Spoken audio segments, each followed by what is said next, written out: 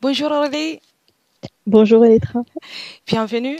Et merci. je suis heureuse aujourd'hui de faire avec toi l'investigation numéro 164, dont tu ne connais pas le Ravie sujet. aussi de participer. Non, non, je connais pas. Avec plaisir.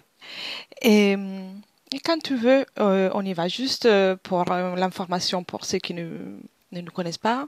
Moi, je suis Elettra Shinto, une opératrice de la team de Grifasi, et toi, tu es Aurélie, et tu fais partie de l'académie Grifasi en tant que support et aussi en tant qu'opératrice. Exactement. Et ce protocole est fait dans plusieurs langues, et par plusieurs binômes en même temps. Et on a un protocole, une partie du protocole qui est fixe et une partie du protocole qui est libre. Et voilà, tout est dit quand tu veux. On peut se lancer. Ok, Prête? prête. Bien. Commence par respirer profondément. Tu inspires et en expirant, tu relâches toutes les tensions et les pensées. Et tu te détends. Je vais compter des 10 à 1 pour t'accompagner en profondeur dans le calme.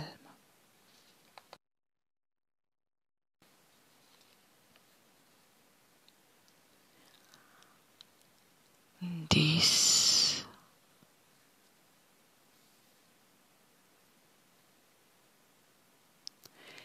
Et continue de respirer calmement.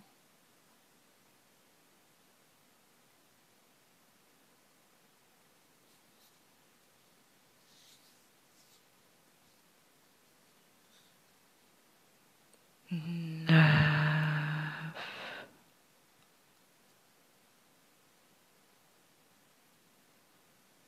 Et à mesure que je compte, tout ton corps s'alourdit.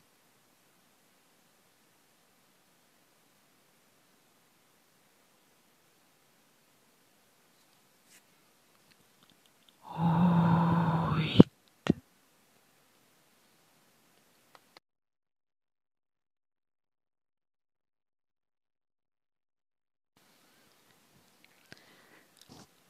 7.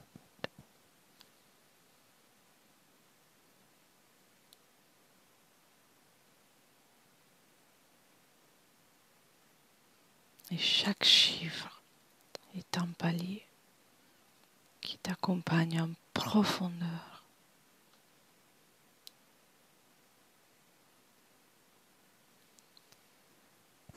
6.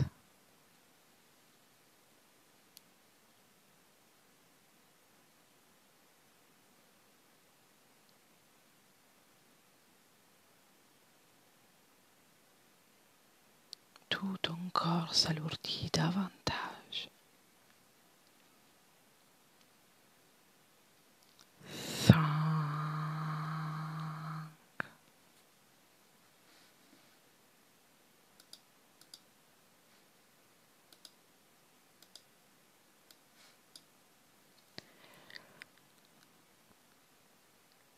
Quatre. De plus en profondeur, dans le calme.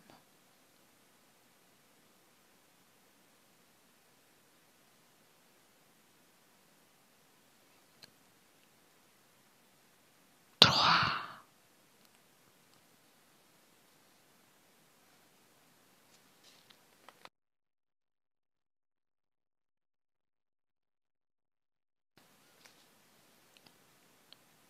Deux.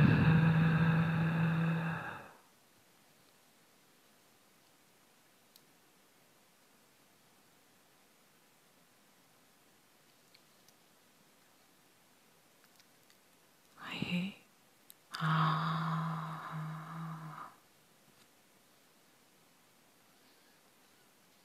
Comment ça va jusqu'à là, Aurélie? Très bien. Bien. Je vais compter de 1 à 3. Et à mon 3, observe ce qui se passe dans le moment dans lequel on n'est pas encore rentré dans la phase REM, et toujours en état d'éveil, mais on commence à visualiser avec les yeux ouverts. 1, 2, 3.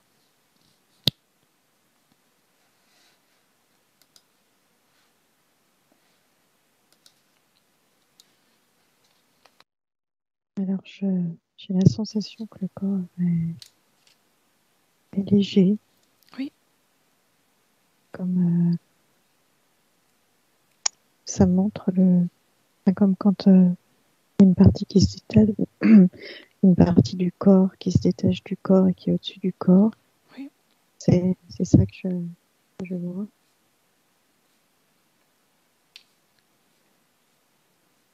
J'ai un flash de lumière qui m'éblouit là. D'accord. C'est dans l'ambiance hypnotique? Oui. Oui, ça vient de là, un spot de lumière comme ça. Ah, intéressant. Veux-tu rajouter quelque chose?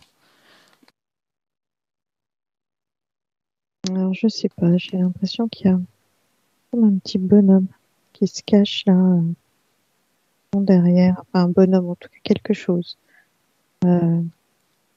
derrière ce spot, très un peu plus loin. Ah oui, Mais je sais pas si c'est, je sais pas. Voilà. très bien. Après, on verra.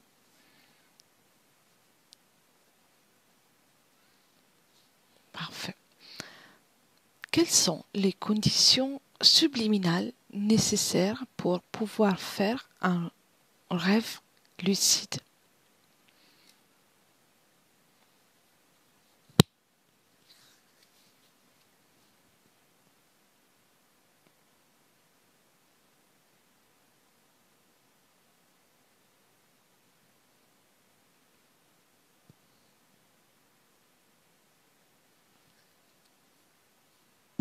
Alors, la seule chose qui me vient, c'est être entier. Être inquiet? Entier. Entier? D'accord.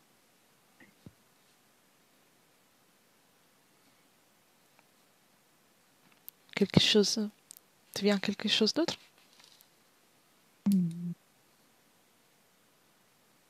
J'ai des images, mais j'ai l'impression qu'elles n'ont aucun rapport. Dis-moi ce que tu vois. Je vois une cour enneigée, donc je ne vois pas trop le rapport. Il y avait toujours ce spot qui m'éblouit. C'est dérangeant? Oui, un peu. Bien. Alors, déconnecte de cette lumière. Déconnecte de cette lumière.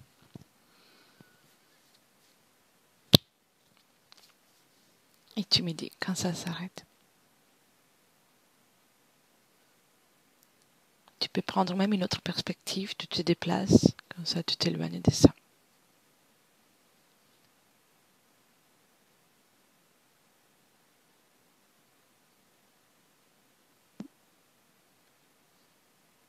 Elle persiste un peu, mais bon, on va voir. Ça persiste. C'est apparu le moment de la première question? Oui, oui, oui.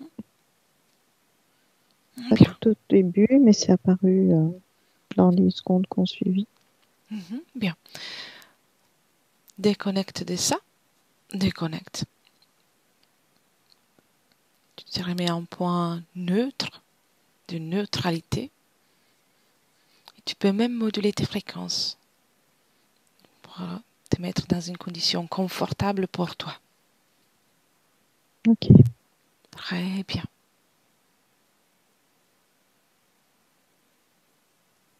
C'est mieux? Parfait. Observe maintenant, Aurélie, le travail de l'amygdale du cerveau, responsable du contrôle des émotions lors d'un rêve lucide. 1, 2, 3. Alors, la première chose qui m'est venue, c'est rouge. très active. D'accord.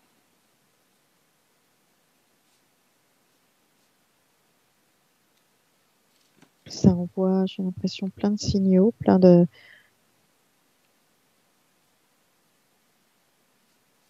C'est, voilà, j'ai plein de ramifications comme, qui brillent comme quand on a des signaux électriques qui partent. Ben, c'est un peu cette image-là que j'ai. D'accord. Oui. Veux-tu rajouter quelque chose? Non. Comment la partie subliminale interagit avec les corps dimensionnels respectifs lors d'un rêve lucide?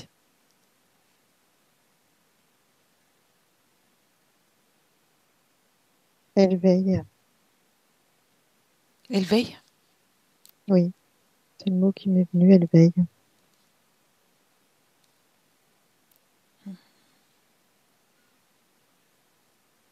Veiller dans le sens de protection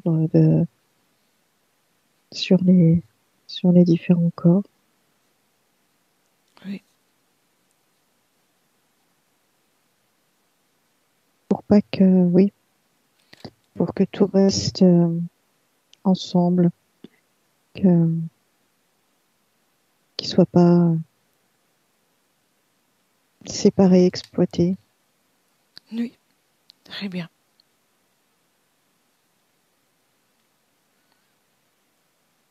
Veux-tu rajouter quelque chose?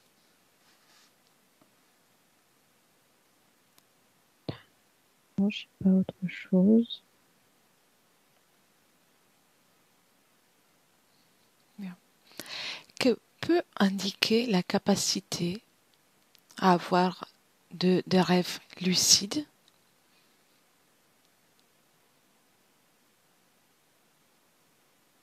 La communication, Mhm.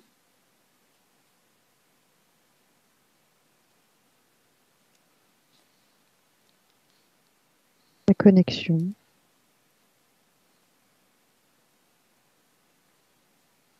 Alors, je sais pas s'il y a un lien, mais depuis à la fin de la question précédente, quand tu m'as dit tu m'as demandé si j'avais plus rien à rajouter, en fait, j'ai l'image de la partie subliminale Oui, qui éclaire de la même manière qu'éclaire ce spot là sur le côté.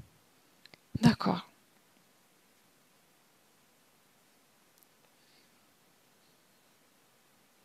Intéressant.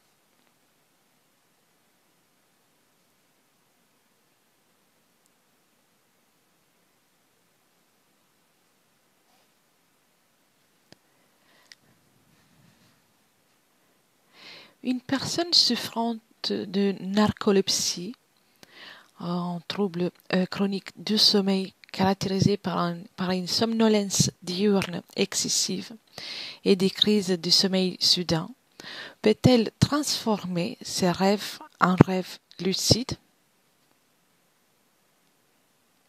Alors moi, ce qu'on me dit, c'est que ça sollicite énormément la partie subliminale. Oui,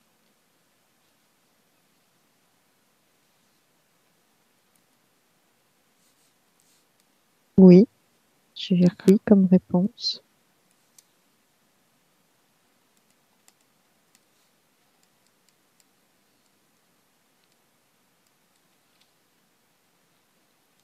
Que vois-tu par rapport à ça? C'est pas facile à expliquer. C'est un peu comme un ciel nuageux bas, un peu assez sombre, mais pas sombre négatif, sombre fin de journée, Oui, avec une petite partie claire et et puis en dessous plus sombre. Mais voilà, je sais pas ce que signifie cette image.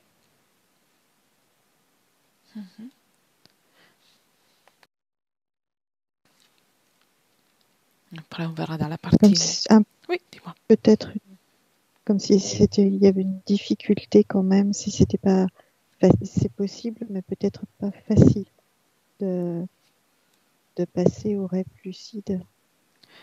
Ah oui, C'est peut-être ça que ça me dit. peut-être. Je vois. Oui.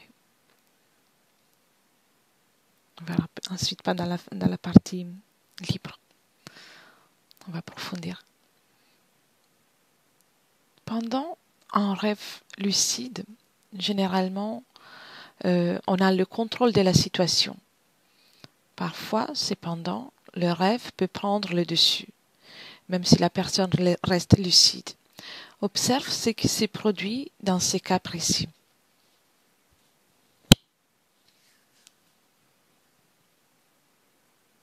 Hmm. Alors, la première chose qui me vient, c'est que la partie subliminale se bat. Hmm.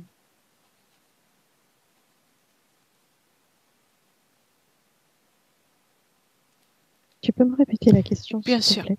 bien sûr. Dans les cas dans lesquels la personne qui est en train de faire le rêve lucide perd le contrôle, donc ne parvient, le rêve prend le dessus, que se passe-t-il dans ces cas? Donc, c'est qu'elle est attaquée. Mhm. Mais j'ai la sensation que les attaques restent au niveau de tentatives, justement parce que la partie subliminale, pardon, euh, ben, est là pour veiller, se battre et ne pas laisser euh, les interférents faire leurs petites affaires. Oui, intéressant.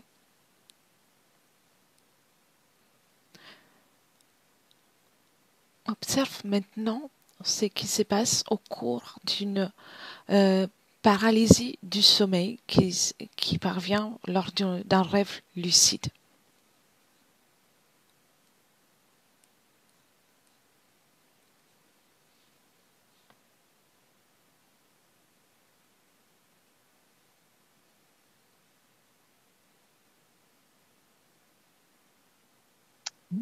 Ça tourne toujours autour de la même chose, les réponses que j'ai malheureusement.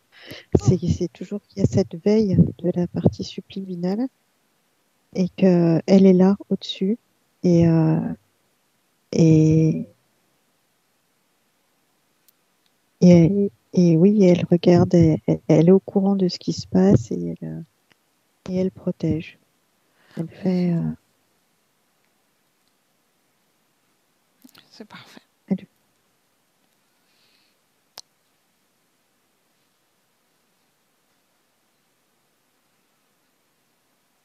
Veux-tu dire quelque autre chose?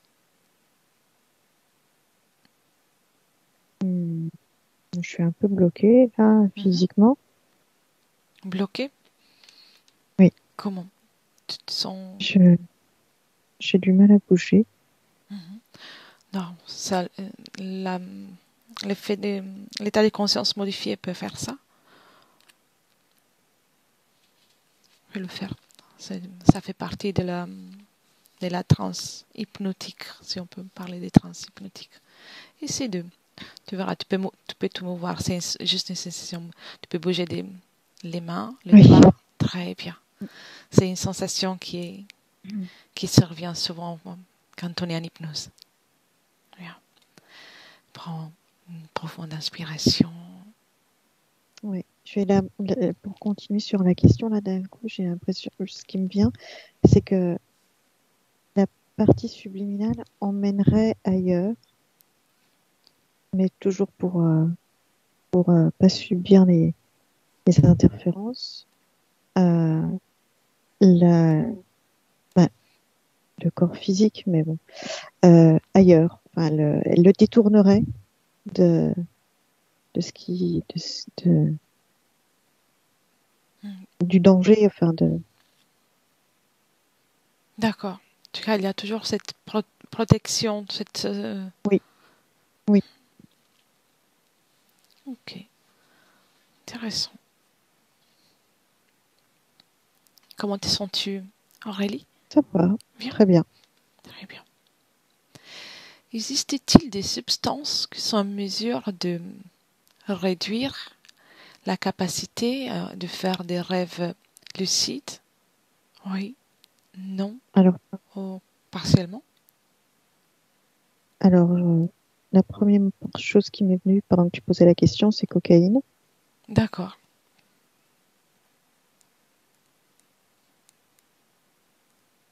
Alors, certains médicaments.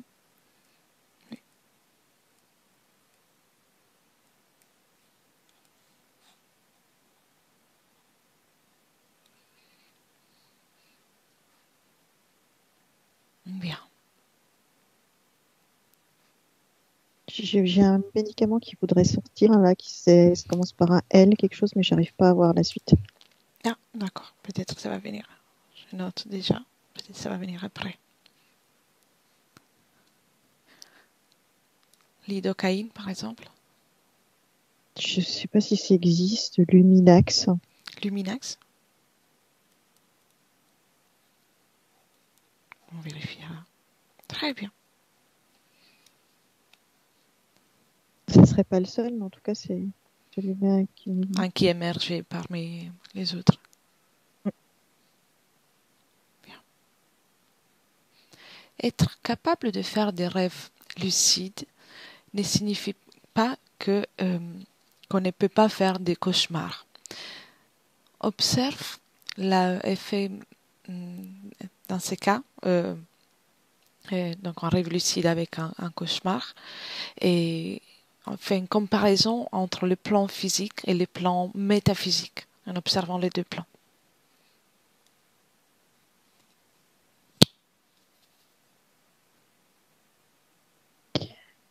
Alors, j'ai l'impression que ça se situe quand même plus au plan métaphysique.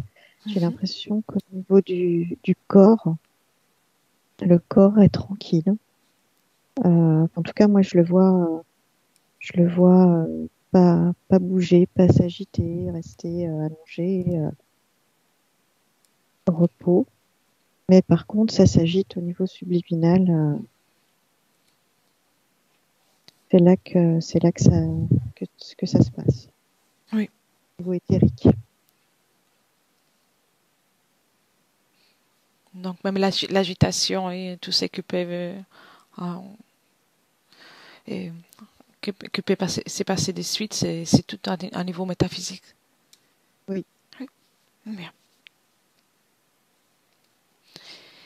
La, l'impossibilité de faire des rêves lucides pourrait-elle dépendre d'interférences de nature ésotérique? Oui. Oui.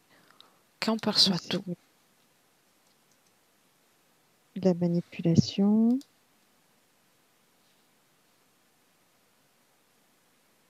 Je vois un tourbillon, un interférent qui crée un tourbillon.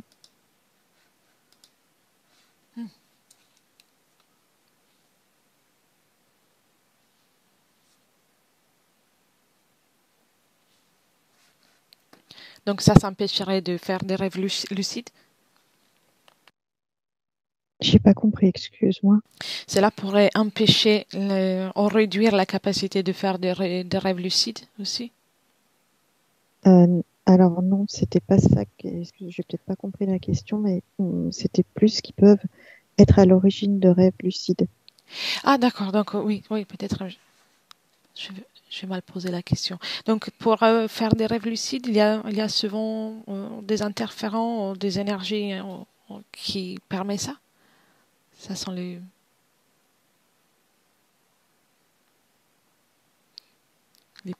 comment dire, les caractéristiques qu'il faut qui soient présentes pour qu'il y ait un rêve lucide. Disons qu'ils peuvent le faire. C'est, c'est l'information que j'ai après. Je, je saurais pas dire si c'est fréquent ou pas, mais ils ont cette possibilité. Peut-être, ouais. Comment se... observe un cas en particulier. Maintenant, on est déjà dans la partie libre, donc je peux poser des questions plus librement. Prends un Mhm. cas au hasard et observe. Là, un cas dans lequel il y a un rêve lucide avec l'intervention de quelque chose d'un tourbillon, comme tu voyais. Une, l'interaction externe. Bah, je dirais que le but, en fait, c'est d'emmener la personne ou la partie subliminale là où ils ont décidé, enfin, où ils ont décidé de l'emmener, où ils veulent l'emmener, par le biais de ce rêve.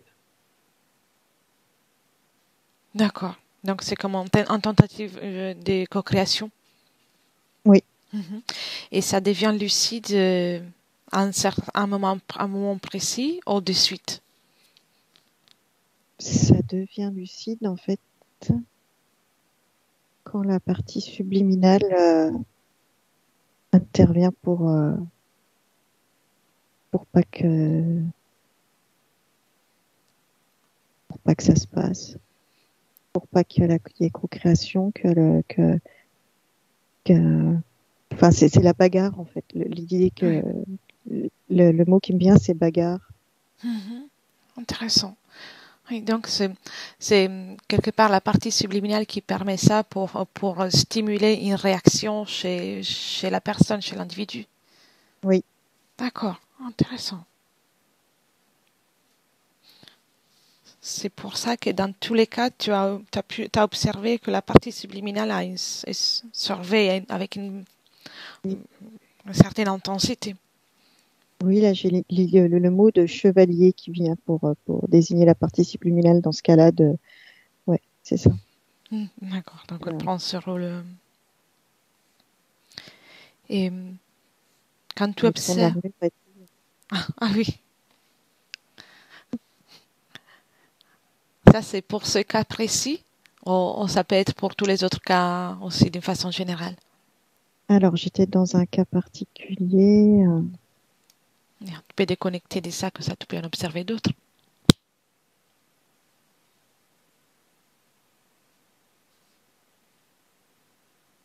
Ouais, le côté chevalier me paraît rester.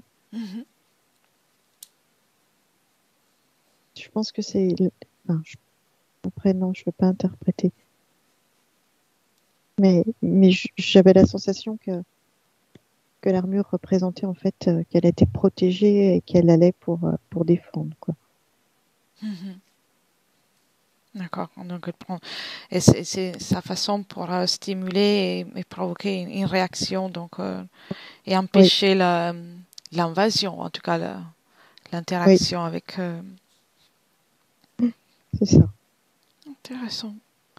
Et quand tu observes ça, donc dès que la partie subliminale commence cette activité de surveillance, et il commence l'activité dans les cerveaux des amygdales.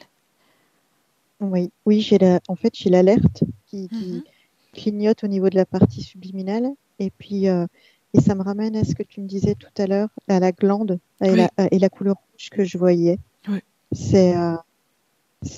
Voilà, je vois les deux en même temps, en fait. Le rouge dans la glande, dans l'amygdale, et le clignotement rouge d'une alerte au niveau de la partie subliminale. Oui, donc c'est la seule partie du corps qui est engagée pour permettre un certain contrôle, donc pour trouver les contrôles dans le rêve. Alors, quand tu me dis ça, j'ai eu le mot mental qui apparaît.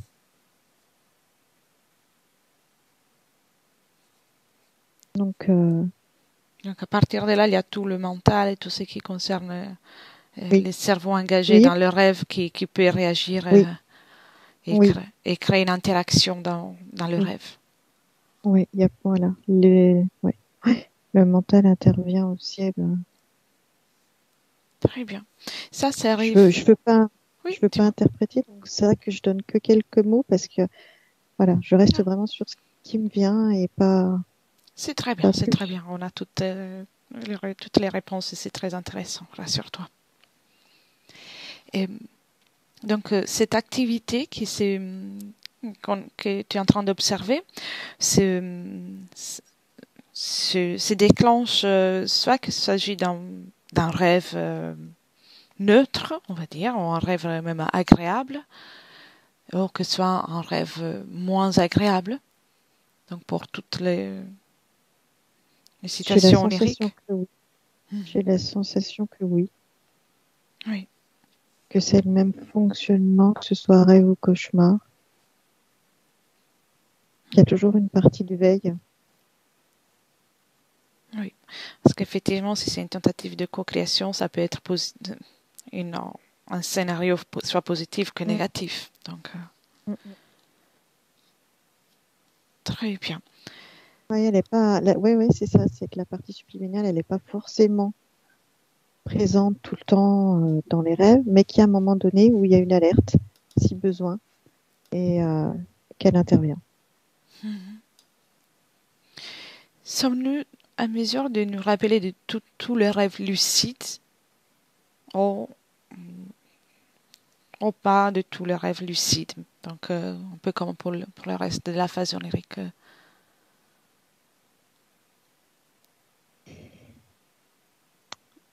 C'est un oui, mais. Mais ça me ramène aux substances qu'on disait tout à l'heure. Oui. Euh, il y a des trucs qui peuvent bloquer le fait qu'on se rappelle ou pas. Ah, selon les substances qu'on a pu Oui, ingérer, là, oui. je vois. De la même manière que tout à l'heure, ça bloquait carrément le fait de pouvoir avoir des rêves, j'ai plus le terme, Les rêves des rêves lucides. éveillés, Oui. lucides. Et bien là, le fait de s'en rappeler, c'est pareil, les substances, certaines substances peuvent avoir une action sur le fait de s'en rappeler ou pas. Mhm. Et donc, la plupart de fois, donc ça, en dehors de la prise de certaines substances, lorsqu'il y a un rêve lucide, on est censé de nous en rappeler. Hmm, c'est pas forcément. Mhm. D'accord. Pas forcément parce que ça peut être pas bon pour nous de nous en rappeler parfois, donc on s'en rappelle pas. Mhm. Voilà voilà ce qui me vient. D'accord. C'est le fait de s'en rappeler d'une façon consciente est un choix, si on peut parler de choix, de la partie subliminale en collaboration avec toute la partie du cerveau qui est engagée, ou, ou pas du tout. Hmm. J'ai l'impression que le choix vient plus de notre partie. Euh, comment ça s'appelle? Le subconscient. Euh, Merci, le Oui. subconscient. Donc c'est le subconscient qui, à ce moment-là, qui se charge de, De faire le tri. de faire le tri. Oui, Oui, oui. c'est très intéressant. Oui. Tu peux. Il y a un peu le Oui. mental aussi quand même. Donc c'est une collaboration Hmm. de tout ça. Très bien. Tu peux déconnecter de ces images pour le moment. Comment te sens-tu, Aurélie?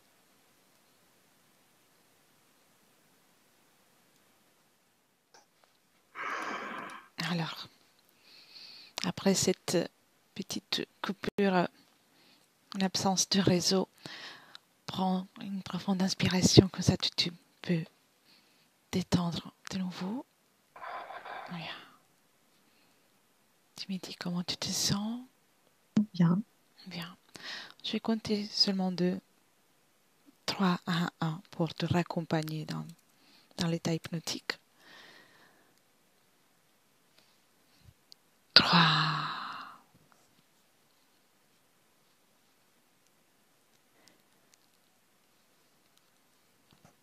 2,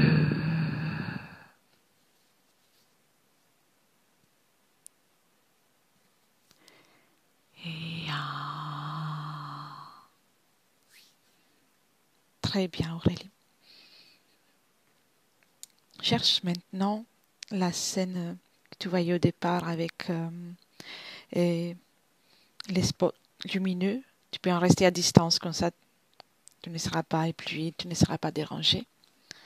Et observe. Alors j'étais justement quand ça a coupé, comme par hasard, j'ai survenu là. Et, euh, Et alors, c'était pas exactement la scène de départ, c'était celle aussi où je voyais la conscience avec aussi cette lumière de spot. Oui, Et, et je voyais cette petite chose au fond, ce petit bonhomme, enfin, que je ne oui. savais pas qui était. Et donc, il m'est venu que c'était le mental, Ah, donc le bonhomme, c'est le mental. qui est avec derrière la conscience. Alors, Oui, voilà. d'accord. Y a-t-il une raison pour laquelle c'est si éblouissante? Alors,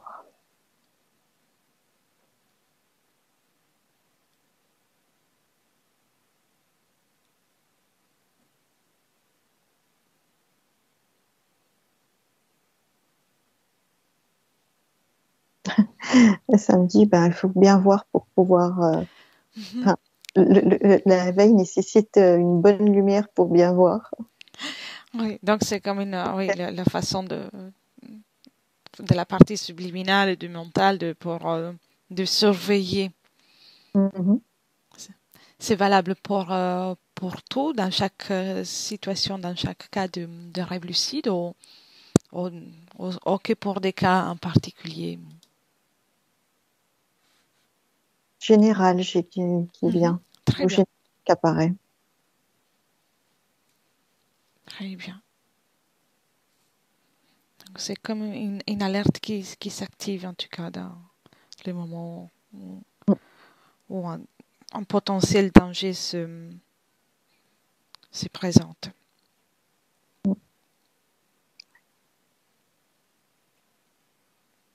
Oui, c'est comme Oui, ça que ça m'apparaît en tout cas. oui, très bien. Tu peux déconnecter de ça. Et Ah, dis-moi, dis-moi.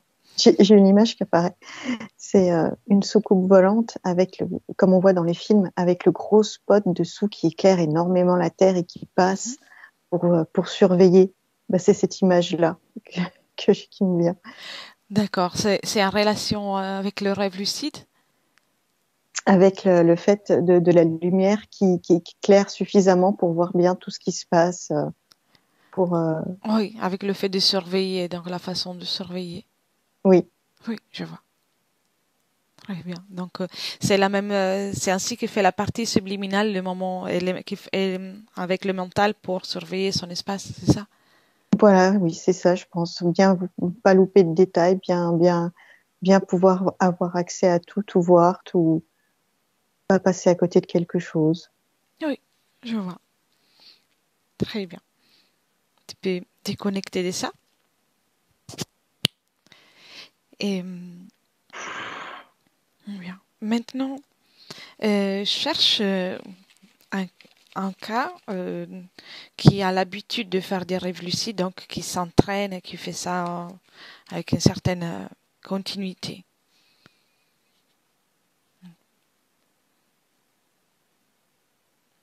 Qui le fait volontairement. Mhm. Comment réagit sa partie subliminale?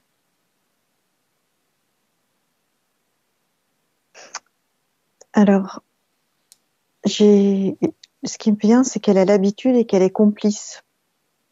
Il y Mhm. a, ouais, il y a la notion d'habitude et de complicité qui, comme s'ils fonctionnaient ensemble et qu'elle savait que ce qui allait se passer, que voilà, Oui, il y a un mécanisme en fait qui est mis en place et qui se met en marche systématiquement.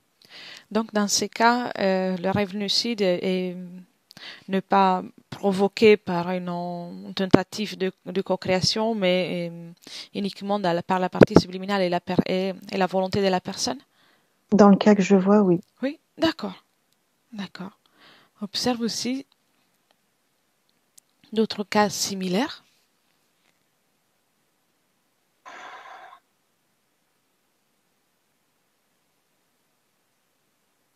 Alors, tout à l'heure, c'était un vieux monsieur. Maintenant, c'est une petite fille. Mhm. Donc, elle, alors, je sais pas si c'est parce qu'elle est petite, mais elle gère moins. Parce qu'elle est plus jeune, je sais pas. Mais elle gère moins. Donc, c'est plus chaotique, la, avec sa conscience. Oui, Et comment réagit sa partie subliminale, donc, lorsque cela arrive? La partie supplémentaire, j'ai la sensation que ça lui demande plus d'efforts, Oui, pour être, voilà, parce que oui, justement pour veiller à ce qu'il n'y ait pas de co-création, euh, comme ouais, elle est moins habituée, elle est moins guérie sur la gestion du rêve, la partie subliminale doit être plus percutante, oui, plus, plus de veille, plus être ouais, en alerte. oui, je vois. Enfin, je sais pas si oui, le mot que je voudrais ne vient pas, mais Oh, c'est très clair. Oui.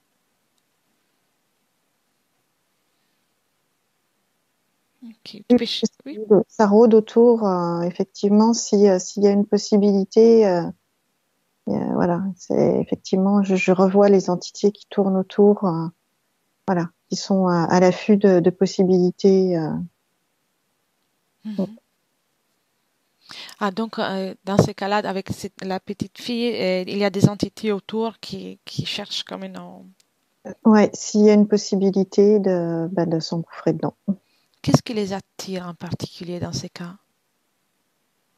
Alors j'ai le mot puissance qui me vient, Mhm. connexion, nouveau. Cette facilité de, de s'échapper du corps, j'allais dire, d'être en contact avec l'éther, Hmm. Donc, ils sont en mesure de vérifier l'activité onirique des individus euh, pour voir s'il y en a quelqu'un qui leur convient selon cette capacité. en tout cas, s'ils sentent que ouais, il y a un peu plus de fragilité, je dirais surtout au niveau de la partie physique, puisque la Mhm. partie liminale, elle est là pour justement ne pas les laisser faire. Mais voilà, ils viennent voir s'il y a des fois une possibilité de, de profiter de l'occasion. Oui, d'accord. Donc, ils sont attirés par ça aussi. Très bien. Tu peux déconnecter de cette image. Et comment te sens-tu? Très bien. Bien. Ouais, j'aimerais revenir au cas des personnes qui ont affecté par la narcolepsie. Oui, je me permets juste un truc Oui, dis-moi. sur juste l'image précédente. J'ai l'impression, mais je suis pas certaine, mais que ça serait plus des insectoïdes qui rôderaient autour. Hmm, d'accord, oui. C'est à prendre avec, voilà. Je sais pas. Mais l'aspect de ce qui rôde autour me donne cette sensation d'insectoïde. Oui, d'accord. Alors, euh, je reste encore là. Si tu prends un autre cas, donc on avait le monsieur, la petite fille, et si tu prends un autre cas qui fait souvent des rêves lucides, même avec une certaine habitude,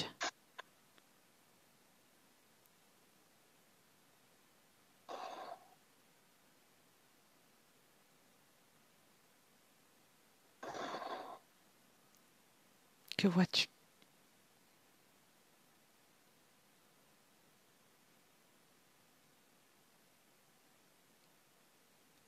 Ouais, j'ai cette image d'insectoïde qui demeure. Même si j'arrive pas à retrouver forcément un cas précis, mais en tout cas, l'image et le mot insectoïde demeurent. Ils sont particulièrement attirés donc, par des cas, euh, Un- Pardon, vas-y, oui, termine. par des cas, par des personnes qui ont une capacité à jouer un peu avec les terres Oui, et le monde physique. je pense que c'est D'accord. ça. Oui, très bien. Intéressant. Bien. Déconnecte de ça maintenant. Déconnecte. avant de finir, j'aimerais vérifier de nouveau les personnes affectées par la narcolepsie Mhm. et, euh, et observer de façon générale comment ça se développe chez eux le rêve lucide quand, quand cela arrive. Alors, je ne sais pas pourquoi je suis dans une rame de métro avec quelqu'un qui Mhm. a la tête du coup posée Très sur bien. la personne de côté. Et, ce qui me vient, c'est que c'est sa propre volonté, en fait, D'accord. de dans un rêve lucide. Euh, dans ce cas-là, en tout cas. Oui. Malgré la narcolepsie, donc il s'endort sans, sans vouloir ou presque sans vouloir, mais ça fait partie de sa volonté Mais profonde. en tout cas, oui, il y a le mot gestion qui me vient. Oui. Après volonté, il y a gestion, c'est, oui, malgré effectivement que, oui, paradoxalement, la narcolepsie, ça se gère pas par la personne. Là, le rêve lucide, à l'inverse, bah, il y aurait, oui, une volonté, une gestion de ça. Donc, dans ces cas que tu es en train d'observer, la personne oui, elle s'endort, mais elle est en mesure de gérer son rêve. Oui. D'accord, d'accord. Et sa partie subliminale, comment réagit-elle?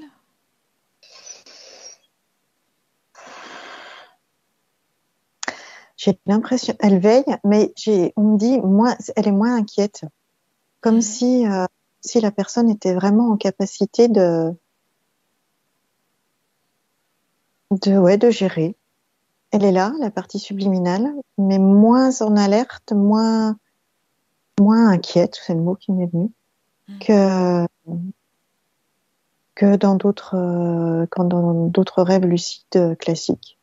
Oui, donc pouvons nous dire que plus cela arrive dans le temps physique de la personne, plus moins la partie subliminale a besoin Ben, d'intervenir et surveiller. oui, parce que ça me ramène au monsieur plus âgé qui avait l'habitude de partir, l'image que j'avais tout à l'heure, qui avait l'habitude, pardon, de faire ses rêves. Mhm. Et du coup, il y avait le mécanisme avec la partie subliminale qui, voilà, c'est comme, je sais plus quel mot j'avais, mais pas complicité, peut-être, je sais plus. Oui, Il y a le mécanisme qui s'enclenche, et ben, voilà, ça me ramène à ça. oui, oui, je vois. Intéressant. Et si tu déconnectes de ce monsieur qui est dans le métro et tu prends un autre cas de personnes qui affectent de la narcolepsie?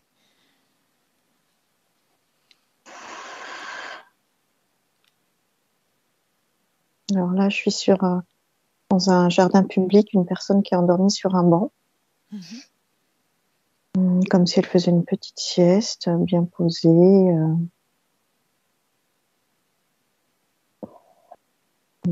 Et là, c'est pareil, j'ai la sensation de tranquillité. Il n'y a pas Oui, ouais, de complicité. oui.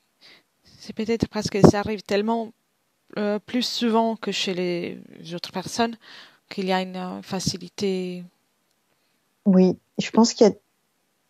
enfin, j'ai la sensation oui, qu'il y a des mécanismes qui sont mis en place euh, de protection qui permettent à la partie subliminale d'être plus détendue, moins, qui a moins besoin d'être, oui, présente, en alerte, d'intervenir en tant que chevalier, que il y a des choses qui sont déjà mises en place pour que de protection automatique. Et que ben le rêve il se fait et, et ça se passe bien et c'est sympa et la personne y prend goût et voilà, dans cet Oui, esprit-là. oui. Et quand on parle de protection, qu'est-ce qu'elle met en place, la partie subliminale, pour faire Bah, cette protection? quand je parlais de protection, j'avais des petits, comme je faisais avec ma main, ça faisait des petits trucs, Oui, mais je sais pas définir, qui se mettraient comme, alors comme autour du rêve, ou comme, enfin, comment dire, Si tu identifies la fréquence de ces petites choses qui se mettent autour, est-ce qu'il y a une fréquence en particulier?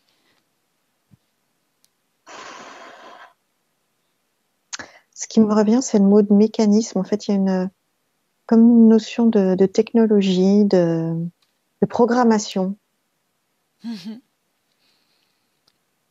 Oui, Mais programmation propre à la personne même qui est en train oui, de... Oui. oui, oui, c'est pas dans le sens négatif.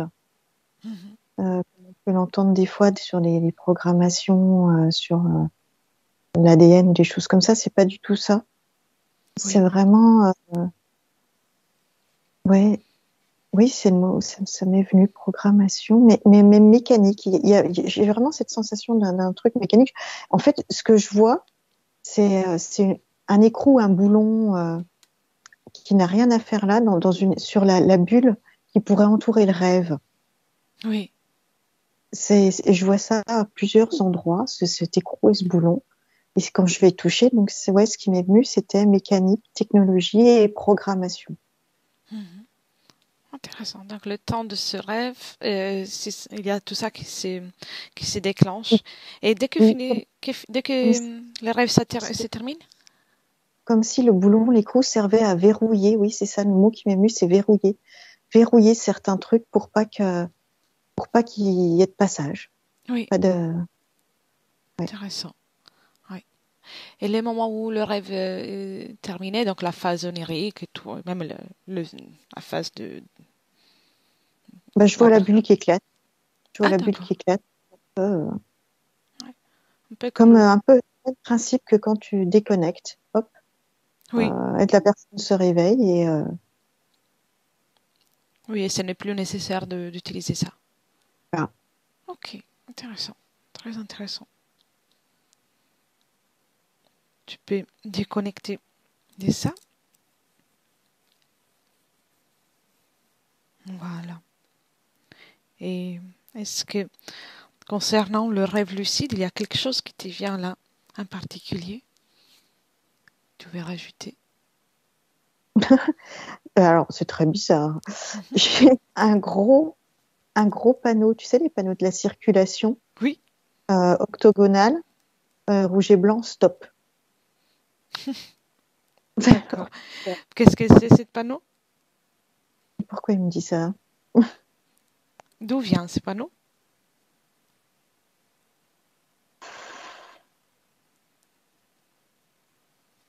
Alors je sais pas, ça dérange les rêves lucides. Ça dérange? Ouais. À qui? Il m'est venu après, ça dérange. Ok, c'est qui est dérangé par ça? Eh ben tiens, j'ai le petit insectoïde là qui tourne autour du panneau. Oui, intéressant. Pourquoi est-il dérangé par les rêves lucides?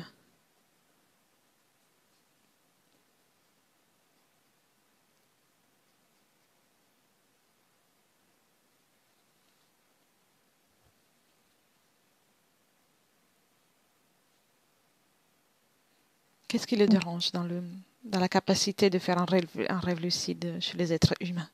Je sais pas, ça me dit que le rêve lucide, il contrôle. Et ça le dérange. Hmm. Alors après, je peux pas aller plus loin parce que sinon je sens le mental qui vient interpréter ça. Donc, Mhm. Non, non, non, rassure-toi, tout va bien, tout va bien. Observe maintenant une personne qui est en train de faire un rêve qui n'est pas lucide, donc un rêve ordinaire.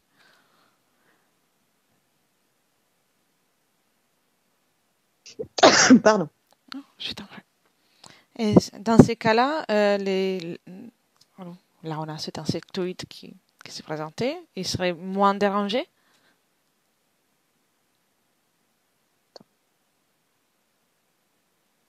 J'arrive pas à me sortir là de ce panneau et de. Mhm. Déconnecte de ça. Déconnecte. Reviens à toi, dans tes énergies. Déconnecte de cette image.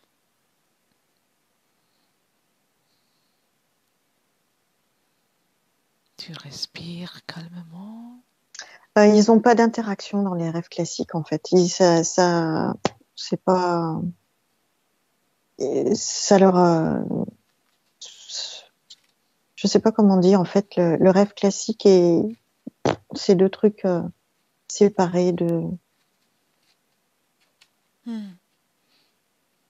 Donc, il n'est pas intéressé ni du rêve classique, mais il n'est pas intéressé non plus du rêve lucide. Non, Non? non, c'est pas ça. Je me suis mal exprimée. Le rêve classique, en fait, les intéresse pas parce que ils ont. Alors, je pense ils ont pas de possibilité d'interaction sur le rêve classique, peut-être. C'est comme ça que je le perçois, Mhm. contrairement au rêve lucide. Enfin, j'ai l'impression, d'après ce que je vois, c'est que le rêve classique, ça reste au niveau au niveau de la partie du subconscient, du mental, de Oui, tout ça, mais que ça va pas au-delà, contrairement au rêve lucide oui, qui ouvre des autres champs. Et là, par contre, là, ça les intéresse du coup, parce que là, d'accord. ils peuvent intervenir. C'est ce que j'ai c'est la sensation que j'ai. Oui. Et par contre, le fait qu'il mettait les panneaux stop, ça venait Ben, de quoi ça eh ben, venait? c'est une bonne question. Très bien, observe, observe. L'information va arriver gentiment, ça va arriver. Pourquoi il y a eu ce panneau stop?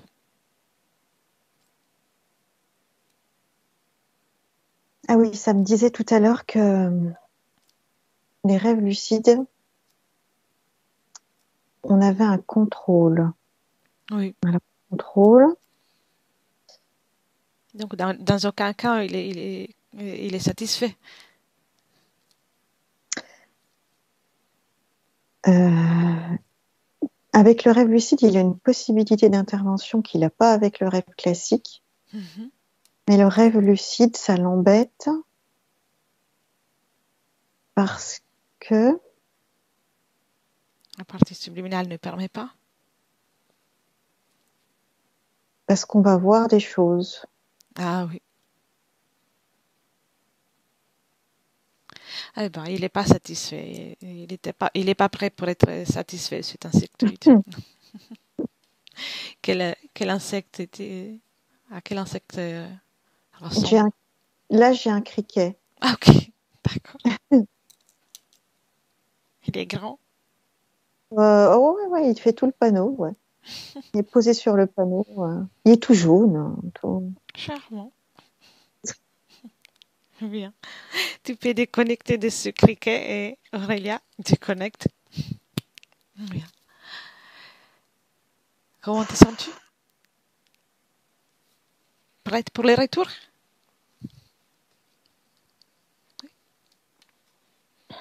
Alors, je vais compter de 1 à 3 pour te ramener, mais commence avec le 1 avant tout par te déconnecter de tout et de tous. Et tu reviens à toi, tes belles énergies, tes belles fréquences, ton corps, ton espace, complètement déconnecté. Tu commences par régénérer tout ton corps énergétique et choisir une fréquence que tu affectionnes le plus pour poursuivre cette soirée. Bien. Et avec les deux, maintenant, c'est tout ton corps qui commence à se réveiller. Cette belle fréquence de bien-être qui augmente, augmente. À chaque battement de cœur, se répand dans chaque cellule de ton corps. Tu ressens une joie de vivre qui se présente. Tu peux déjà apporter du mouvement le, dans les mains, dans les pieds, ressentir ton corps qui se réveille, révigoré et alerte et prêt pour revenir à Lucie et maintenant avec le 3. Bonjour, Ouais, comment te sens-tu? très bien, Bien. très Alors, bien. Ravi. merci beaucoup pour cette investigation. Ne quitte pas, je coupe juste l'enregistrement. Merci Merci Aurélie. beaucoup. Et à la prochaine. Benvenuto a questo nuovo video di Disclosures. Oggi parliamo della cosiddetta sessione di ipnosi investigativa. In realtà non esiste una sessione di ipnosi investigativa. Non che non si possa fare investigazione di ipnosi, però è che non esiste una sola sessione di ipnosi per dire si è fatta investigazione, per prendere quell'informazione come buona. Perché? Sappiamo intanto che l'informazione che arriva in ipnosi è molto contaminata. La percentuale di inquinamento dell'informazione è altissima. Pensate a questa informazione che viaggia per tantissime dimensioni, attraversa densità, passa per coscienze che volontariamente o involontariamente possono distorcerla.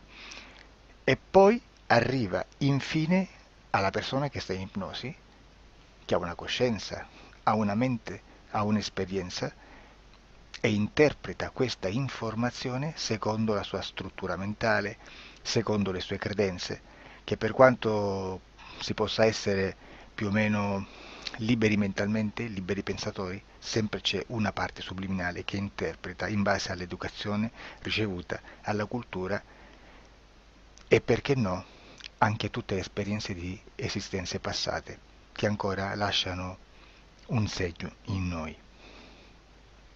Per capirci, è come se dovessimo parlare con un'altra persona immersi nell'acqua, a qualche metro di distanza, cercando di utilizzare un mezzo, che è quello della corda vocale, che è fatto per produrre suoni da trasmettere nell'aria.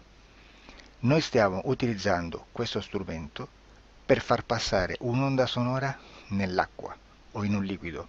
Chiaramente il suono viene completamente distorto, sempre ammesso che sia per il nostro corpo facile e non difficoltoso poterlo fare senza avere dei problemi come ingurgitare acqua o eccetera. Ma non solo. Supponiamo che per questo tipo di comunicazione utilizziamo anche due lingue diverse, per esempio un italiano e un russo o un giapponese. Per quanto possiamo anche interpretare il labiale, non possiamo capire quello che ci sta dicendo, perché la lingua è diversa. La lingua, diciamo, da dove parte l'informazione a dove arriva è completamente diversa, il codice, il linguaggio è diverso. Ma possiamo anche cercare di capirci attraverso i gesti, attraverso le espressioni facciali. Per quanto sia ipoteticamente facile poterlo fare sott'acqua, però non dobbiamo dimenticare che l'acqua non è l'aria e può distorcere l'immagine, ma non solo. Dobbiamo anche pensare che l'altra persona, che parla un'altra lingua, che viene da un'altra cultura, potrebbe interpretare i segnali che noi interpretiamo come X in Y. Per noi un sì è abbassare la testa dall'alto verso il basso, per esempio, sì, e il no da sinistra verso destra, no. In alcuni paesi orientali, come le Filippine credo o qualcun altro, utilizzano esattamente gli stessi segni, ma al contrario. No, sì. Immaginate due persone di queste due culture che stanno cercando di comunicare in maniera così difficoltosa e alla fine non gli rimane altro che interpretare il linguaggio corporale. Sì, che per l'altro invece no. Cosa voglio dire con questo esempio estremo? Che l'informazione da dove parte a dove arriva viene completamente deformata. Non sappiamo esattamente quale percentuale perché ogni situazione è a sé stante, però la percentuale di inquinamento, di distorsione, di contaminazione di questa informazione è assolutamente alto. Quindi fare una sessione investigativa, mettere una persona in ipnosi e chiedere di Tizio Caio Sempronio di una situazione o chiedere certi dati è assolutamente controproducente, è assolutamente inutile. Quindi vi chiederete cosa fate allora voi quando fate ipnosi, quando fate delle domande, quando cercate delle risposte e con queste informazioni che vi arrivano lavorate sulla situazione esoterica del cliente. Beh, non facciamo altro che recuperare questa informazione solamente per arrivare al problema del cliente e poi lavorarci. Quindi il valore dell'informazione non è quello di un'istruzione, quello di memorizzare dei dati e di prenderli per buoni, ma è un veicolo di movimento, di trasporto verso la causa del problema per poi lavorarci. Quindi lo scopo di questo tipo di informazione che si prende dalla singola sessione è completamente un altro. Come si fa quindi? Investigazione in ipnosi. Il lavoro non è semplice, il lavoro è lungo, difficoltoso, stancante. È necessario farlo anche in squadra perché bisogna moltiplicare il numero di sessioni da fare e una sola persona potrebbe farlo soltanto in un tempo estremamente largo. Noi abbiamo delle informazioni che prendiamo ormai per buone, ci lavoriamo, danno dei risultati e quindi per noi sono buone. E come abbiamo fatto ad avere queste informazioni? Per esempio, come facciamo a sapere che un extraterrestre chiamato il cosiddetto grigio è più o meno alto X, poi ci sono magari quelli anche un po' più alti, ma hanno un corpo strano, hanno una pelle grigio-verde, hanno degli occhi grandi a mandorla, neri, senza una pupilla visibile, non hanno quasi bocca né naso né orecchie, hanno soltanto delle fessure, non hanno organi genitali, hanno degli arti molto più lunghi rispetto alla proporzione che potrebbe avere il corpo umano, e di solito hanno meno dita delle 5 del corpo umano, eccetera, eccetera, eccetera. O se no prendiamo un altro tipo di essere che possiamo incontrare in ipnosi, come facciamo a dire che hanno delle somiglianze con i rettili, gli animali rettili terrestri o gli invertebrati, gli insetti terrestri? Perché? Perché siamo sicuri di questa informazione e ci lavoriamo e quando ci arriva la prendiamo già per buona, nonostante sia anch'essa contaminata. Perché queste informazioni sono arrivate da tantissime sessioni, fatte da tantissime persone, con tantissime altre persone sotto ipnosi, e che nel contesto di tutto il lavoro gli uni non sapevano degli altri. Questo dato può essere più o meno rilevante, sempre c'è contaminazione e quindi possiamo prendere per buono anche un gruppo di lavoro dove l'uno possa sapere dell'altro. Ci potrebbe essere una contaminazione del contesto di quel gruppo di lavoro, ma si aggiunge semplicemente una piccola percentuale di questa contaminazione a già la grande che esiste. Non è così impossibile lavorarci. Da tutte queste sessioni, da questo grande numero di sessioni, migliaia, diciamo migliaia, noi prendiamo solamente quell'informazione che è uguale a tutte, che è in comune a tutte, o a quasi, perché magari qualcuna ci potrebbe essere niente in comune per una fortissima contaminazione, perché no? Ma dobbiamo prendere una stragrande maggioranza, proporzionalmente abnorme rispetto a quello che potrebbe essere un minimo di scartabile, e lì possiamo prendere per buona questa informazione. Quindi se noi su 10.000 persone diverse, con operatori anche diversi, in cui in ogni sessione vediamo un essere che più o meno ha le stesse caratteristiche del grigio o dell'insettoide, a forma di mantide religiosa, o il rettile a forma di lucertola, per esempio, di serpente o di quello che sia, o se vediamo il pianeta Marte più o meno di colore rosso, o se vediamo dei sotterranei eterici, non fisici, nel sottosuolo terrestre, soprattutto sotto le grandi città, dove c'è concentrato molto potere, molta energia di questo tipo, e che più ne hai più ne metta.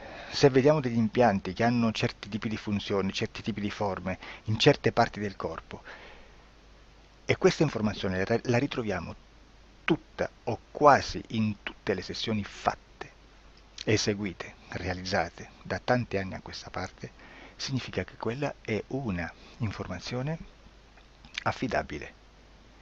E vi posso garantire che stiamo parlando di una percentuale bassissima.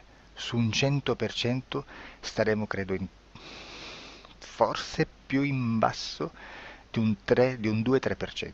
Immaginate tutto il resto è spazzatura, è informazione spazzatura. Sì, spazzatura.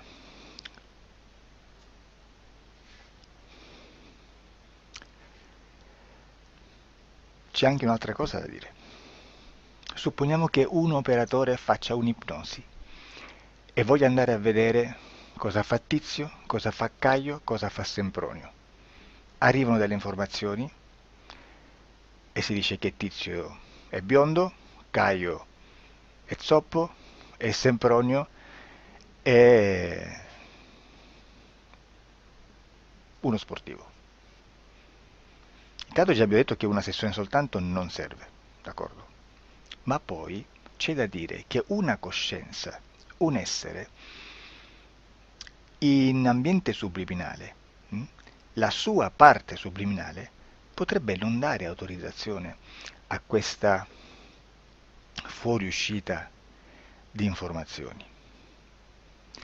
Mi potreste dire, e allora tu quando chiedi agli esseri cosa fanno, cosa non fanno?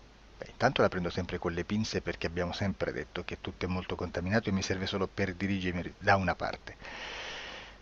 Ma c'è anche da dire che se un essere interferisce con l'altro, ha aperto un canale di comunicazione a cui non può ovviare, a meno che non lo recida, non lo annulli. Quindi quando io faccio la domanda a un essere, se lo faccio attraverso l'interferito, mi arriva l'informazione per un canale aperto che sottostà alla volontà dell'interferito. Sulla volontà dell'interferito parleremo in un prossimo video disclosures. Però, se io voglio fare un'investigazione sopra Tizio, Caio e Sempronio che non hanno nessun collegamento, nessuna interazione e nessuna interferenza con il soggetto con cui io sto realizzando l'ipnosi, non è detto che mi arrivi questa informazione. Assolutamente. Potrebbe esserci completamente un muro. Come potrebbe esserci informazioni perché quell'altra parte potrebbe autorizzare comunque. Ma non è detto. E comunque quando ci arrivano informazioni, in una situazione di non interferenza o non interazione, non possiamo sapere esattamente se sono informazioni che ha autorizzato la parte subliminale dell'altra persona o dell'altro essere, o qualche altro essere, qualche altra entità furba, approfitta della situazione, osserva quello che sta succedendo, si mette in mezzo, si fa passare per l'altro e dà informazioni, ovviamente distorte, prima perché poi non è detto che debba conoscerle, e anche se fosse potrebbe manipolarle a sua volontà e a suo vantaggio. E quindi immaginate che situazione ridicola ci si viene a trovare, in quale situazione ridicola ci si viene a trovare in questi casi. Da qui si vede quando un operatore riesce a utilizzare l'informazione in ipnosi come per lavorare su un soggetto. Da qui l'osservatore attento delle sessioni di ipnosi riesce a capire se quell'ipnosi è un'ipnosi affidabile, un'ipnosi con un livello di informazione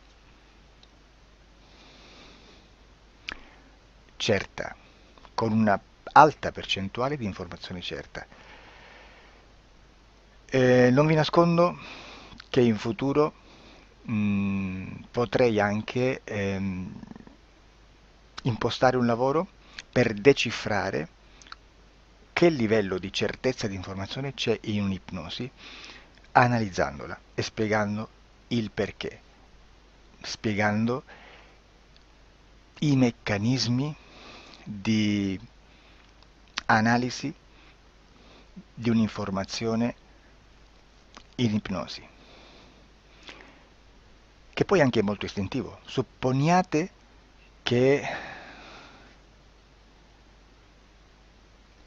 supponiamo che dobbiamo cercare un'informazione su internet, per esempio un fatto di cronaca. Voi preferite mettervi su un sito ufficiale? A caso. L'ANSA in Italia, ADN Kronos, qualche telegiornale che per quanto possano manipolare l'informazione ad alti livelli, comunque possiamo dare affidabile la fonte dell'informazione che viene trasmessa. Non possono trasmettere una bufala sicuramente. Verrà sicuramente manipolata ad altri livelli. Ne parleremo in altri video, ma a livello base la fonte è certa. Sicuramente non andrete a cercare questa informazione sul primo sito, il primo blog che vi passa davanti e magari ha 4 followers. Perché? Perché non vi dà nessuna garanzia della certezza della fonte. Non c'è un controllo né nella struttura interna di questa agenzia di informazione e né dal grande pubblico, che per la quantità di persone che attingono quell'informazione si può dedurre se l'informazione è certa o meno, perché è un'informazione che passa in un pubblico così vasto che se ci dovesse essere una distorsione con la realtà è molto probabile che venga fuori. Credo che abbia detto quasi tutto sulle sessioni investigative. Prima di chiudere aggiungo che proprio per questo stiamo conducendo dei cicli di investigazione in ipnosi regressiva che comprendono tante sessioni con persone diverse, con una buona o eccellente suscettibilità ipnotica sicuramente, per poter indagare su spazi ristretti su alcuni temi. Perché dico spazi ristretti? Perché se andiamo a prendere eventi grandi nel tempo, nello spazio, storici, parlare di qualcosa di molto generico implica una quantità di sessioni abnorme. Immaginate se dovessimo fare una sessione investigativa sui buchi neri, quanta informazione ci sarebbe e quante informazioni da filtrare. Sarebbe quasi impossibile farlo in questa maniera. Ma se noi riduciamo lo spazio di investigazione, se noi prendiamo per esempio, investighiamo sulla pedofilia nella Chiesa Cattolica, ecco, se già restringiamo il campo d'azione è molto più facile che possiamo attingere informazioni affidabili, presuntamente affidabili, con un numero di sessioni sicuramente alte, ma ridotte rispetto ad altri tipi di sessioni molto più generiche, su temi molto più generici. Quindi per fare anche delle investigazioni su temi molto generici bisogna suddividerli in temi, in dettagli, per poi alla fine, quando tutta l'informazione è stata filtrata ed è stata dedotta l'informazione comune, si possono mettere insieme per cominciare a costruire il quadro, mettere insieme tutti i puzzles. Questo è il vero senso dell'informazione in ipnosi, quando si fa ipnosi investigativa. La sessione per risolvere una problematica, un problema, con una presunta origine esoterica di un cliente, di una persona, è un'altra cosa, sono altri metodi, altre tecniche e l'informazione si usa in un'altra maniera, ha un altro scopo. Grazie, ci vediamo al prossimo video. Disclosure. Ciao.